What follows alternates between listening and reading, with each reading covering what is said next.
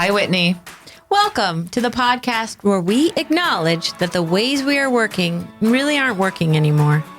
We invite you into conversations with thought leaders, coaches, and industry experts to explore strategies for living with more ease and less grind, more flow and less fight. Welcome to Untrained.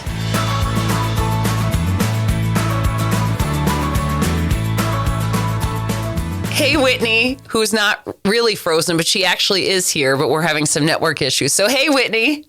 Hi, Iris. I'm very unfrozen for today's conversation. Well, we have Dr. Tanya Raquel with us. Hi, Tanya. Hello. Hi. I'm so glad you're here. We're going to I'm going to read a little bit of a spiel about your bio, and then we'll head into our conversation, which I'm really excited about. Dr. Tanya Raquel is a performance and executive coach and trained survivor advocate. She spent 12 years working as a professor, researcher, author, and certified mental performance consultant, working with individual athletes, sports, and corporate teams. Boy, do I wish you were my sports psychologist when I was an athlete. For 2 decades, she has been intimately invested in social justice research and embodied advocacy work in both society and the field of sports psychology, and serves as the Equity, Diversity, and Inclusion co-chair for the American Psychological Association Society for Sport, Exercise, and Performance Psychology. There's a quote here. Do you want me to read that, Whitney, or you want to read it? Well, I think I might pause there. There was so much to choose from when pulling material for Tanya's bio. Tanya is a beloved colleague from our Valor days. And I pulled this one to tee up the conversation we're going to have today. So these are Tanya's words. For most of my life, I unlocked success through my relentless drive and commitment to the goals I had for my professional and personal life. I often share with clients, I'm a recovering, joyful workaholic. I was catapulted from experience to experience, responsibility to responsibility, and success to success, embracing each one with open arms. I know a lot of us can relate to that. I took risk. I failed. I learned my strengths and areas of improvement. It felt as though every major goal I set for myself, I accomplished. Then, unexpectedly, my father, my biggest supporter, confidant, and truly my person up to that point, passed away without notice or goodbye. My world shifted, and achieving for achievement's sake suddenly became less fulfilling and less meaningful. And here's another quote for Tanya that she has for prospective clients. We all have a story to tell, a journey to live, and something we may need to heal from or grow into while evolving into our best selves. So those are the pieces of background I wanted to use to tee up today's conversation, because Tanya and I chatted for a while yesterday to say, what do we want to talk about? Because Tanya's one of those guests where we could go in a lot of different directions. But we want to talk today about the scarcity mindset, the scarcity model, which many of us operate from. Everyone on this call operates from it or at some point has. And that can relate to money, that can relate to beauty, success, personal value. There's a lot of ways we can feel that scarcity mindset can be running parts of our lives. But we want to talk a little bit about that. And it felt really useful coming on the heels of career transitions to tap into this. And as is for many of us, the journeys we go on with our clients are also journeys we've had ourselves or are in the middle of ourselves. So Tanya, could you share in your own words how we arrived at this topic and what's important about it for you? Yeah. Well, Whitney you asked me the other day, what have I been working through? And I feel that scarcity mindset has been present for most of my life until intentionally in 2021, a coach said to me, what would it look like to reimagine your life? And this is what I did. I was like, but my 401k, but my checks, but this is what I plan to do my whole life is be a sports psych, all my research. And I started this journey of what could life look like if I started a blank canvas. And so then it was unpacking, my childhood. Whitney asked yesterday, how tall are you? I'm 5'3" and I played basketball. So I had to always out hustle. I had to always outwork. I had to be smarter. I had to be stronger, like all of the things. And then add on to that, my parents were entrepreneurs who didn't pay themselves. So they had 11 businesses. And on the outside, it looked like we were doing very well. But my sister did the books for the business. And she said, Tanya, we were working poor. And so I also have to, so I was raised working poor. I'm also white. I have a PhD, right? So I have access. But I started recognizing I was always thinking that I had to do more. I had to overproduce. I had to overcompensate. I had to show up more than anybody else. And the whole time I didn't recognize that there was so much worth and value and gifts and passion inside me that I didn't have to do more. I didn't have to hoard opportunities in my whiteness as a woman. Me showing up was just enough. And it's been a complete undoing in my life. Yeah. And so that's why I feel like it's really important. I work with clients and they a lot of times share like, oh, but if I don't take this job, like what will be next for me? So, and I think there's always something coming next for all of us. Yeah. Well, I thought it would be really helpful to articulate when that scarcity mindset is at play, what are the behaviors we see in ourselves or in our clients? And I can start out just, we can see our clients in it. I can't leave this. One might be like, I can't leave this job until I get this bonus, right? Or I've worked so hard to get to this point, even though I'm miserable, but now I'm partner and blah, blah, blah, blah, blah, right? Like there's the golden handcuffs model. So do you want to say a little bit more about that? Yeah, I think the ways it shows up can be, I don't have enough resources. I don't have enough support. I don't have enough time. I hear that all the time. There's not enough time to do all the things that I want to do. And so for me, it stems from this thought of that either around us, there aren't enough resources, or that at the core of us, we don't have the ingenuity. We don't have the confidence, right? So a lot of times I like to turn it like, I think the outside is just a mirror of what we truly at the deepest levels believe about ourselves. And so at what level have any of our clients, any human, been told they're not tall enough, they're not smart enough, they're not intelligent enough, they don't have enough money, they're not the right gender, they're not the right race, and these build over time. And so that's often why I say I think coaching is a healing journey, even though, we're not doing therapy, but there is reflection that we have to take on our past of like where we want to go to the future. I do think with the scarcity mindset, I'm trying to reflect on my clients and myself is I think the scarcity mindset can sometimes drive some behaviors that on the outside look really, really successful, right? So I think of myself as a young athlete and having a coach who was very punitive. So it was never enough. It's never good enough. But you can gain very quickly some results from there because you're trying to prove something. You're trying to prove or getting validation from someone else. So at a very young age, we can actually learn a lot of this scarcity mindset, but we don't even realize it because we actually package it up into really pretty packages, right? So on the outside, it looks really, really successful, right? World champion, Olympian, it looks awesome.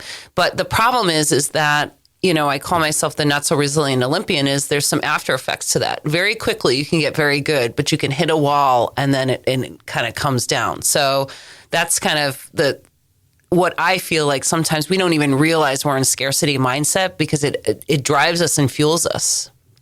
I think rewarded for it. What did you say? We're rewarded for it. We're rewarded for it, right? And I think that you said after effects, Iris, but I've heard another somebody else I follow call it the aftertaste. So, very often we think that the end goal is going to give us what we want, right? So we're going to push ourselves, we're going to whatever we do to contort ourselves to get that thing that we think is going to give us the safety, the relaxation, the reward, the abundance. But in the aftertaste of it, often we're just burnout. Like I just finished a project. I'm 50. I know a lot about myself and how all this stuff plays out. And I've reached the end of it. It's a multi-year project. And I'm so burnt out, I cannot even taste the fruits of my labor, right? And I did it again. Right? Because I'm so trained on such a deep level to think that the thing, whatever it is going to grant me whatever, where it's the journey and how we treat ourselves and how we value ourselves. And, that I see over and over again is where we get the good aftertaste or after effects.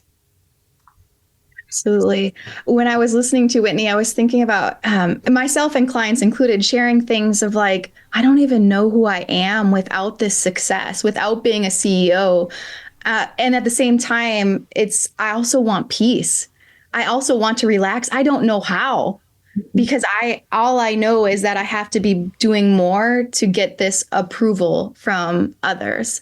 And so I think there comes a time where we get in the conflict. Do I want to be seen, and I mean seen as like for what I'm accomplishing, or do I want happiness, peace, time with family, balance? And everyone's going to make a different choice, but it's also honoring why we are doing the things that we're doing. Right? I mean, I'm a recovering hustler too, right? But there's times I just don't want to hustle. So why? Why did you? So what was the reflection? Let's go down that path. Yeah. What was the reflection? That it's all I'd ever known. It was my socialization. I had been rewarded for being smart, being a professor, doing all these workshops, right? And so that had become my life. And yet I was resentful. I truly, like, I'm working all the time. I would always I don't have time. I'm so busy. I was that person. And I'd be resentful, truthfully, of people that seem to have more leisure. And I'm like, the truth is, my husband's like, you know what? I remember I had a boss once and I'm like, I am doing their work. And he's like, well, really, you're resentful of the lifestyle she has. And for me, that was like the aha moment that I was not acting right, behaving in ways that I truly at my core wanted to feel. Like I wanted to feel relaxed and calm. And like now I meditate. 10 years ago, I'd been like, I don't have time to meditate. People, you got to be out of your mind.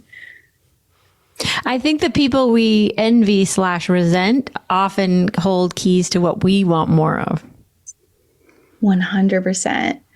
100%. I think they can be like a light to show us like it is possible. Mm-hmm. It's possible that we can do that. Like it's counter to scarcity mindset. Like, oh, I can't do this. I don't. It's like, no, anything's possible. What's the next step I need to take to get closer to the life that I want, or the feeling that I want, or the productivity that I do or don't want? So if we're to reflect back on some of the signs that we've just articulated, that were from a scarcity mindset, one is just feeling resentful. Feeling a little crispy, burned out, and a little bit resentful. Maybe feeling jealousy of people around us who have more of what we think we're going to ultimately get on this path that we're on. What else have we named? What else is coming up for me is hoarding. You know, like hoarding opportunities, hoarding access to people. You know, I have a wonderful coach and I tell everyone about her. And she said, I've never had someone tell so many people about me. And I'm like, oh, why do you think that is? And she said, I think because people want to make sure that like they're getting this greatness. You know, so we can hoard access to opportunities and people, promotions. We can think that there's not enough for all of us. Mm-hmm. One of the pieces too that I was trying to bring up is the inability to self-validate. So I think when we feel scarcity ourselves or not enoughness, we don't feel like we're enough to validate that what we're doing is good enough. So there has to be some sort of external motivation, some sort of external reward or external validation that proves that we're enough. So there's, and then there's always looking for proof, right? So, that hedonic treadmill, I'm sort of thinking about like you get on the treadmill, but you're never getting off the treadmill. You're just pumping up the number and running faster towards another goal. So for me, I think there's a bit of external validation. It's interesting about the hoarding. I didn't think about that either. And my thought is, I think when people are in fear, their first thought is self-preservation. So a little bit is like, I've got to preserve myself. You see this on teams a lot. Like if I don't feel secure in my role or I don't feel secure or confident in what I can bring to the table, then I'm going to start to hoard things and opportunities and information. Information hoarding within organizations is huge. So if I have this information and Sally doesn't, then I'm better, right? So I think the key to teams right? Key to caring about others and that path forward has to start with an abundance mindset. Otherwise, you're going to start hoarding. So I didn't even think about the word hoarding, but I think it's partly due to fear. Mm-hmm. Mm-hmm. Yeah. I think another symptom or behavior of scarcity mindset is digging deep, right? That push, like, oh, I just got to dig deep one more time. We're just got to push through. Tanya, we were talking about, when we had our pre-conversation, you were talking about your mantra as an athlete. I'm a tiger till the end, right? I'm a tiger till the end. But the reality is tigers are tigers for like 5 minutes and then they spend a lot of time napping. But you were like a marathon tiger. Yeah. Yeah. As I was listening to you both, I was also thinking about self-sacrificing. Mm-hmm. Right. So we self-sacrifice whatever our needs are. Like, oh, maybe you don't take that vacation or that day off, or you show up so that someone else can be comfortable or happy, or you can be likable rather than showing up. So that's also from a scarcity mindset as well.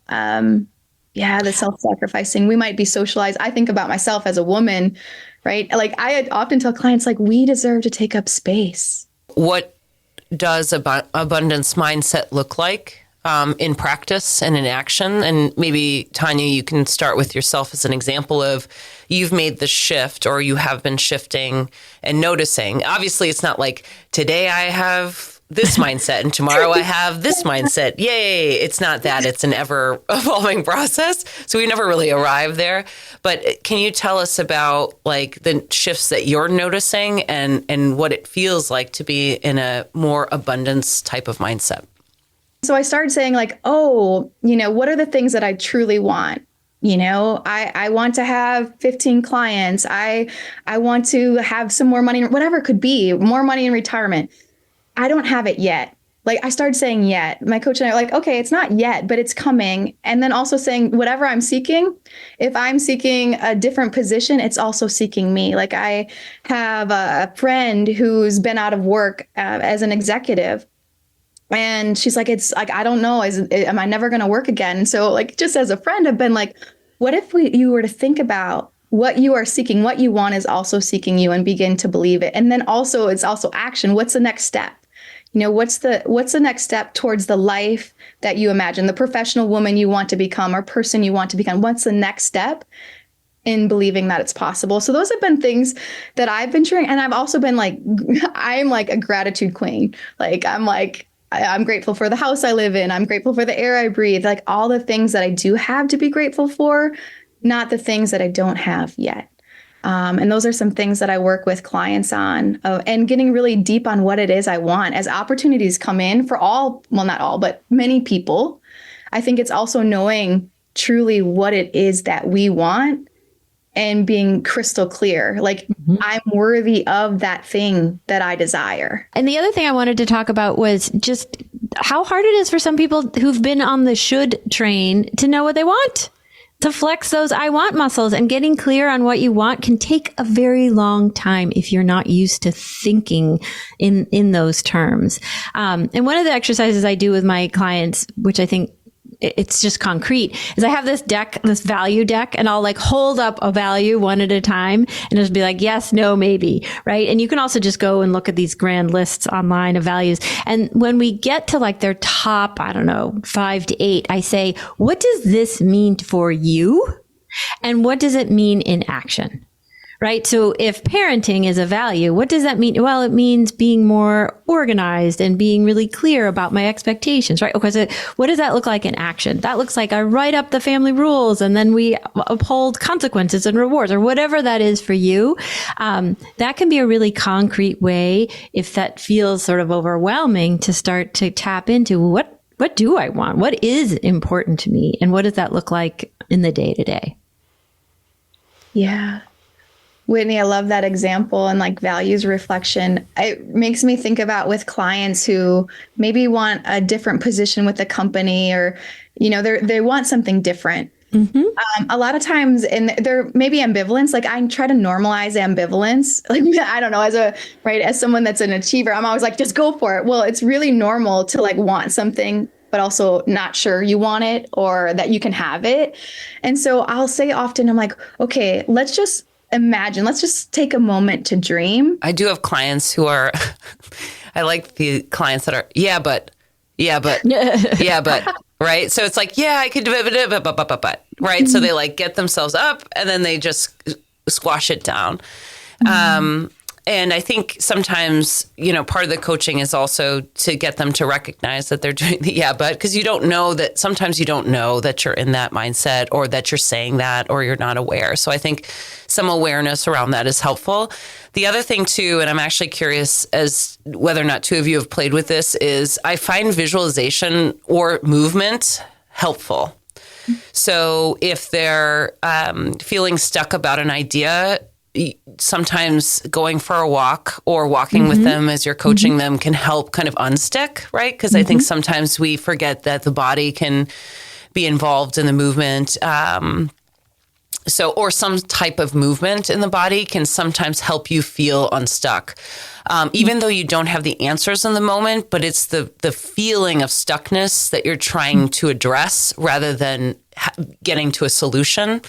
I think the other thing too that I've been playing around with a lot is I'll have people paint me a picture of what this feels like, right? Like, what does it feel like? I had one woman, I'll give you an example. She was stuck at a job she didn't like, but she couldn't figure out what's my next step, or she couldn't imagine leaving because of there's a lot of fear in leaving, right? The unknown, like the devil I know.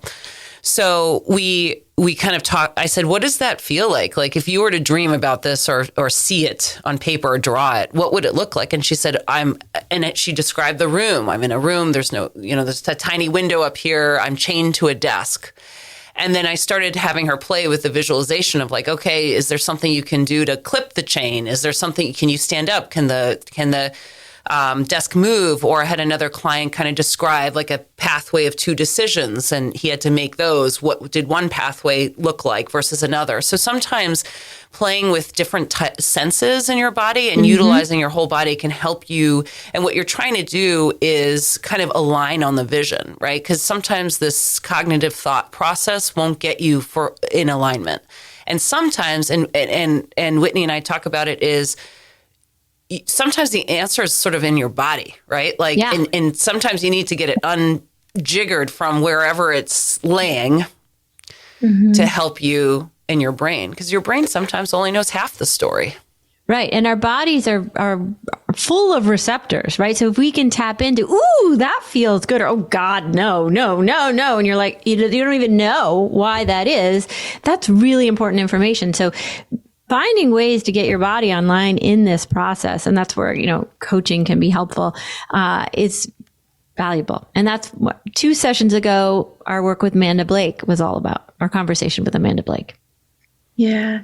As I was listening, I was thinking about, I really am grateful that you brought this up, because I am a very reflective person. My best friend's like, Tanya, I am not as reflective as you. And I'm like, oh yeah. Right. So she is always telling me about activities she does that are different. But I think acceptance commitment technique is huge, right? Accepting how we feel, committing to how you're right. This is how I feel.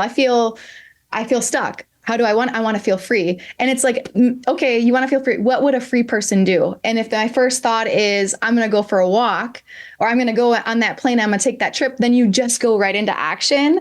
And I love that, because it's like, no, whatever first comes to mind. And I use it when I'm parenting. I use it in so many different spaces of my own life. If I'm frustrated, I'm like, oh, how do I want to feel? And then whatever comes to mind, I do the action immediately, without thought. Or if I'm have to work and be a professional, then I'm like, oh, I'm doing that tonight when I have space to do that thing. And so I think acceptance commitment technique is another avenue that goes back to what Iris was talking about for those people who, and sometimes they are reflective, but they can't always express their thoughts or their awareness that they're having. Yeah. I'm going to back it up a second and also go back to the yeah buts that Iris was talking about. So I often work with the internal family systems model, the idea that we have these various parts and they're trying to help us in some way. So like a yeah, but is apart.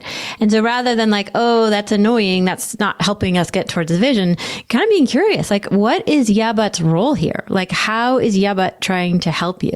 And sometimes when we turn our attention toward the yeah buts and really get to know them and understand how they're trying to help, and have some gratitude for how hard they work, that can help quiet them down. So I also think working with the various voices that come up that are afraid, that are nervous, that have had bad experiences, whatever, is also a part of the process.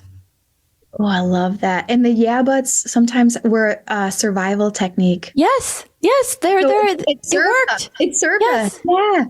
Yeah. And acknowledging that, how the yeah buts helped us survive or get through something. Yes. But maybe we don't need them now. Maybe we have other resources now, but they don't know that. They're stuck 20 years ago or 30 years ago. Absolutely. Oh, I love that.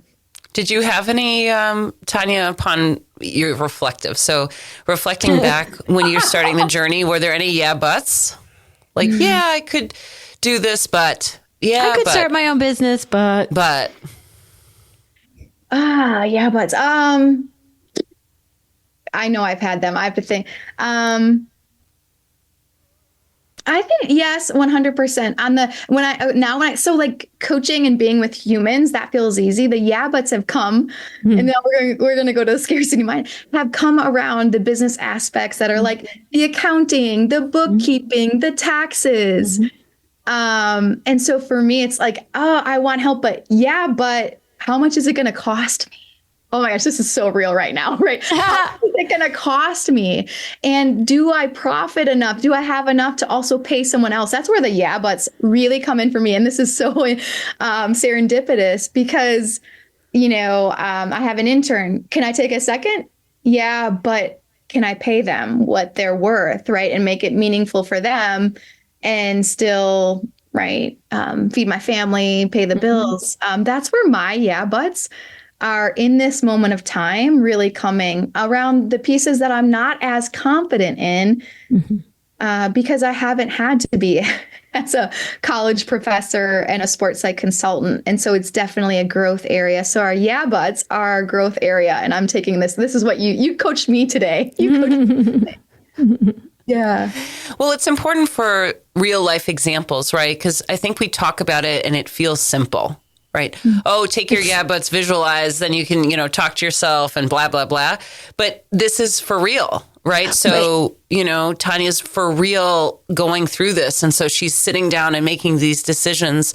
And so from here, how might we work on our yeah buts? How do we take these really real things and what are some things we can do to help us get into a more abundant space, right? So let's take you as an example. Now we have these growth areas. It's kind of tough and it sounds tough, right?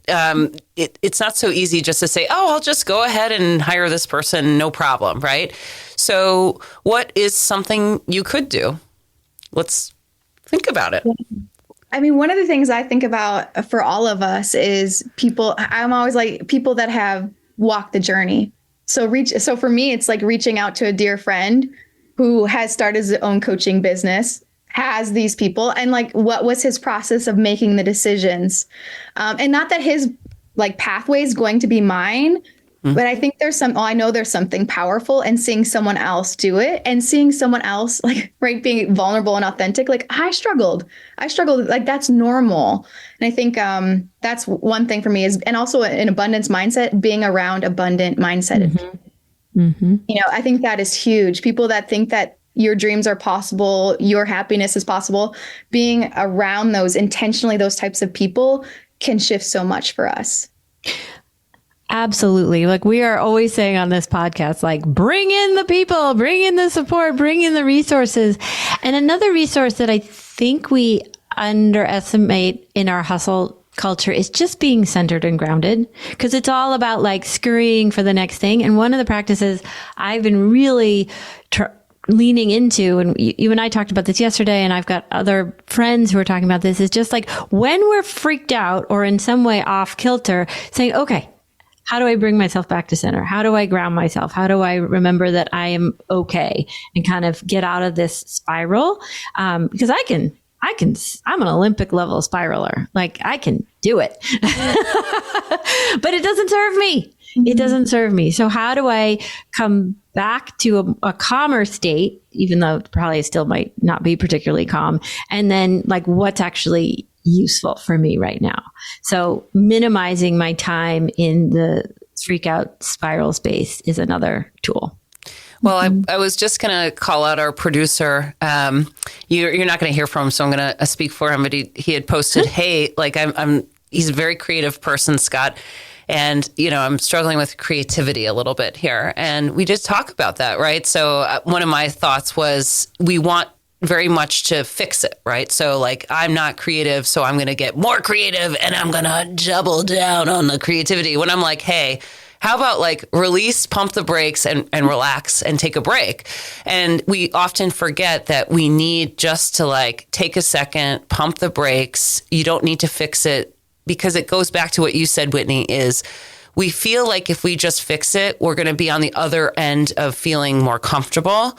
But the truth is, yeah, but we're so much further away because now we're exhausted. We haven't fixed anything. It's probably worse than when we started.